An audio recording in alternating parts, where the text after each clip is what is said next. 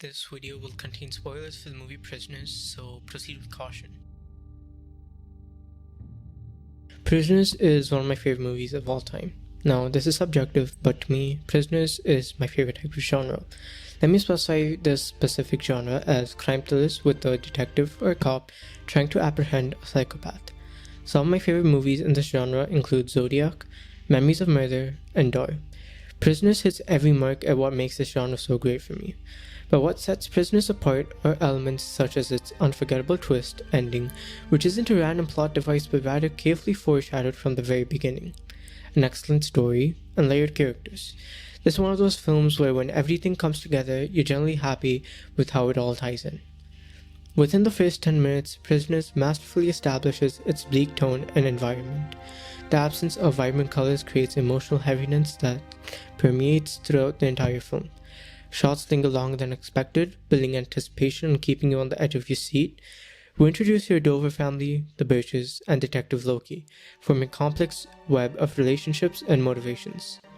The movie uses the technique of putting children in peril, heightening the stakes and intensifying our desire for the protagonist to solve the case.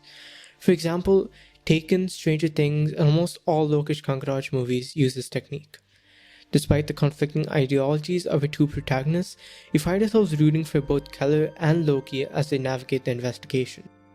Keller's belief in resorting to violence clashes with Loki's methodical search for clues and riddles, creating a fascinating dynamic between the characters. Loki is an extremely interesting character. The film provides very little information about his personal life, but hints of past trauma are scattered throughout the movie, leaving us to speculate and delve into his motivations. This deliberate ambiguity immerses us in the story and fuels our curiosity about who truly Loki is. A character like Loki is not very easy to write. He doesn't have a direct personal attachment to a story like Keller has. He's only a detective tasked to find the daughter of a family he's never met before. In most cases, such characters with no personal attachment to a main plot fall flat on their faces. The reason I believe Prisoners achieves this is because the inability of Loki to solve the case affects him psychologically, which is evident in multiple scenes, allowing him to have personal connection to the main conflict. Coming to Keller, he's much more misguided. Now, Keller is desperate to find the whereabouts of his daughter, but as the film progresses, his actions begin to delve into the more immoral side. We see him hurting Paul Dano's character, who he believes is the culprit despite not having any proof. Although he's well-intentioned, his actions do more harm than good initially, and we're conflicted on whether we should be rooting for him or not. Obviously, we would want him to find his daughter, but this brings up the question: how far would you go for your loved one? This particular scene when Keller reveals to Franklin that he's holding Alex captive. Upon seeing this, Franklin is shocked to his core that his friend would go to such lengths. Just like how we, the audience, aren't sure whether Keller should continue his actions. We can't say that he hasn't contributed to an investigation, but we also can't say that he hasn't hurt innocents. Some of the other side characters like Holly Jonas and Bob Tyler are fascinating. Despite the little screen time, there's a lot of mystery surrounding these characters, especially the latter. Bob Tyler is shown as another suspect like Alex, but there's more proof and mystery surrounding Bob. Despite how vague this sounds, multiple subtle hints are spread throughout the movie, revealing who he truly is and making us doubt whether Bob truly was the kidnapper, and with his death, the two girls will never be found again. Expanding on the hints part, we see boxes filled with snakes in Tyler's house.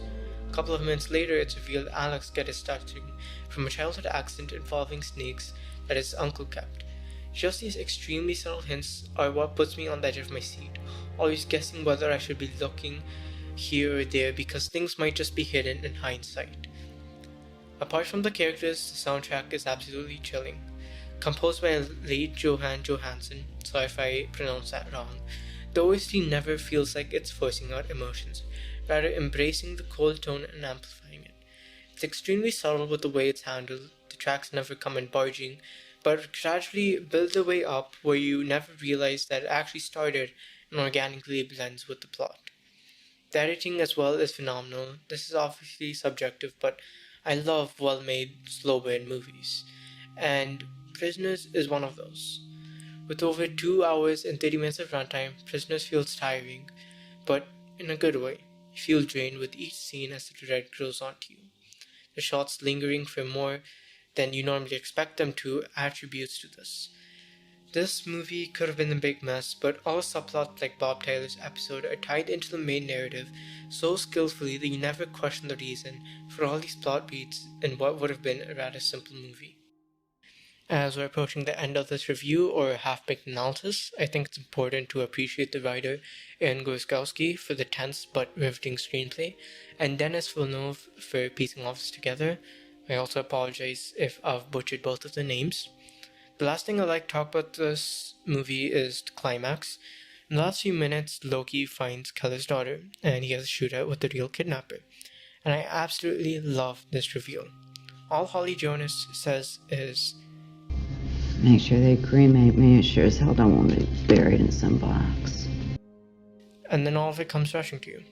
Father Patrick Dunn killed Holly's husband after the couple decided to wage a war on God due to the death of their own child, and through this war they initiated the kidnappings. As Loki rushes to the hospital with his head bleeding out, every second stretches out for so long.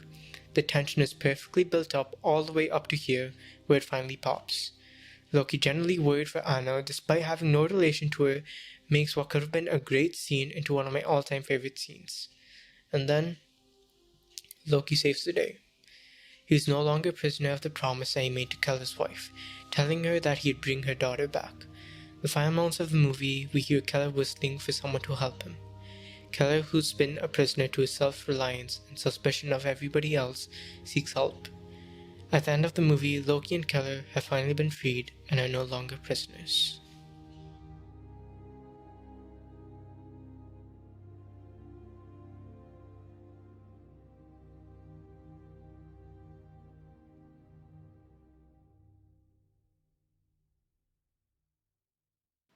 Thank you guys for watching this video. Really appreciate it.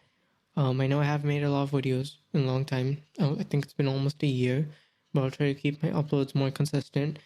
Not really sure in which direction to go with my channel, but for now I think maybe these analysis or review videos are kind of really what I want to focus on.